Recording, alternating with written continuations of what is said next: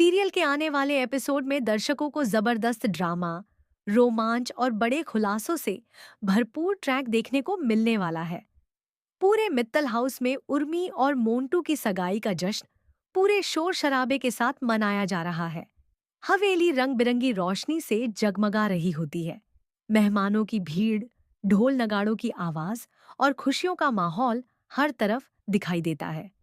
परिवार के सभी सदस्य इस खास मौके को यादगार बनाने में लगे होते हैं, लेकिन किसी को भी इस बात का अंदाजा नहीं होता कि इसी जश्न के बीच एक ऐसी खतरनाक साजिश रची जा रही है जो पूरे परिवार को बर्बाद कर सकती है।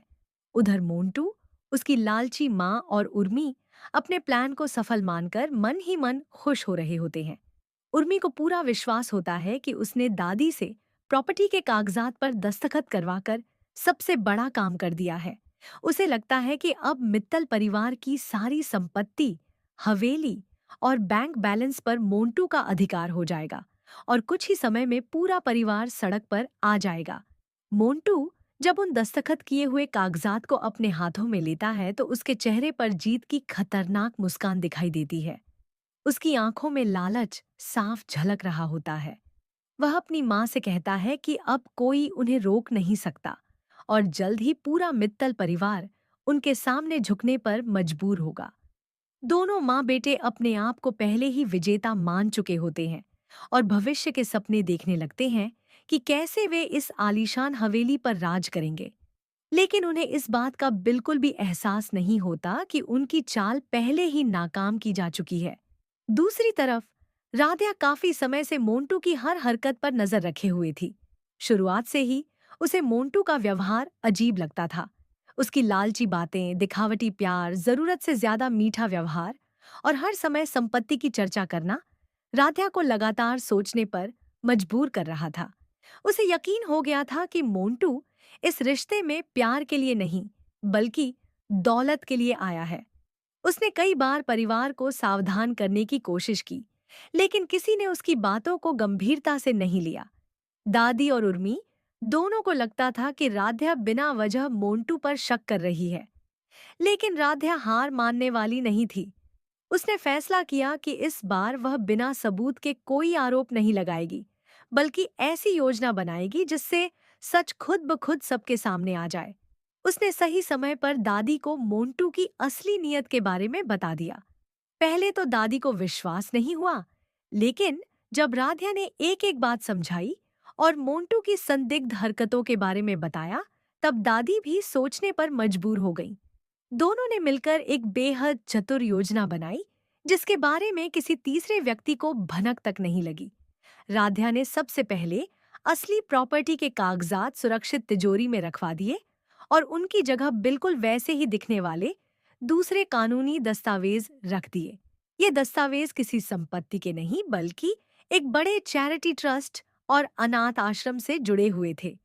देखने में दोनों फाइलें बिल्कुल एक जैसी थीं, इसलिए मोंटू और उर्मी को कोई शक नहीं हुआ।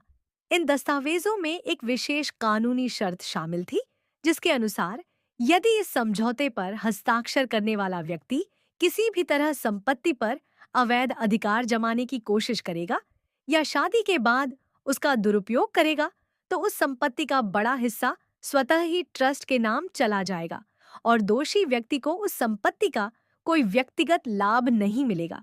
इतना ही नहीं, धोखाधड़ी साबित होने पर उसके खिलाफ कानूनी कार्रवाई भी की जा सकती थी। सगाई का शुभ मुहूर्त आता है। सभी मेहमान उत्साह से रस्में देख रहे होते हैं। पंडित जी मंत्रोच्चार कर रहे होते हैं और पूरा परिवार खुश नजर आता है। तभी अचानक मोंटू रस्म को बीच में रोक देता है। वह अपनी जेब से वही दस्तावेज निकालता है और सबके सामने लहराते हुए जोर जोर से हंसने लगता है। वह दादी और पूरे मित्तल परिवार का अपमान करते हुए कहता है कि अब यह हवेली, ये कारोबार और सारी संपत्ति उसकी हो चुकी है। उसकी माँ भी घमंड से भरे शब्दों में दादी का मजाक उड़ाती है और दावा करती है कि अब मित्तल परिवार उनके रहमो-क्रम पर जिएगा। पूरे समारोह में सन्नाटा छा जाता है। मेहमान एक दूसरे का चेहरा देखने लगते हैं। उर्मी अभी भी मोंटू की बातों को सच मानकर मुस्कुरा रही होती है, क्योंकि उसे अपने किए पर कोई पछतावा नहीं होता। दादी की आंखों में आंसू आ जाते हैं और परिवार के बाकी सदस्य भी सदमे में दिखाई देते हैं। तभी हवेली का मुख्य दरवाजा खुलता है और राध्या दमदार अंदाज में अंदर प्रवेश करती है। उसके साथ एक अनुभवी वकील और पुलिस अधिकारियों की पूरी टीम मौजूद होती है। राध्या का आत्मविश्वास देखकर मोंटू और उसकी मां के चेहरे का रंग उड़ जाता है। उन्हें समझ नहीं आता कि आखिर यह सब क्या हो रहा है। राध्या बिना घबराए सीधे मोंटू के पास जाती है, उसके हाथ से दस्तावेज लेती है और उन्हें वकील को सौंप देती है। वकील मंच पर आकर उन कागजात की हर शर्त को विस्तार से पढ़ना शुरू करता है। जैसे जैसे दस्तावेजों की सच्चाई सामने आती है, मोंटू और उसकी मां के होश उड़ने लगते हैं। वकील साफ शब्दों में बताता है कि ये प्रॉपर्टी ट्रांसफर के कागजात नहीं है। इनमें यह स्पष्ट लिखा है कि यदि कोई व्यक्ति लालच या धोखे से इस परिवार की संपत्ति पर कब्जा करने की कोशिश करेगा तो उसे किसी प्रकार का आर्थिक लाभ नहीं मिलेगा। उल्टा उसे अनाथ आश्रम और चैरिटी ट्रस्ट की जिम्मेदारियों से जुड़ी वित्तीय शर्तों का पालन करना होगा और धोखाधड़ी के मामले में कानूनी कार्रवाई का सामना भी करना पड़ेगा। यह सुनते ही पूरे हॉल में हलचल मच जाती है। मोंटू का चेहरा उतर जाता है। उसकी सारी अकड़ पल भर में गायब हो जाती है। वह समझ जाता है कि वह खुद अपनी ही चाल में फंस चुका है। गुस्से और बौखलाहट में वह राध्या पर हमला करने की कोशिश करता है, लेकिन पुलिस पहले से तैयार होती है। अधिकारी तुरंत आगे बढ़ते हैं और मोंटू को पकड़ लेते हैं।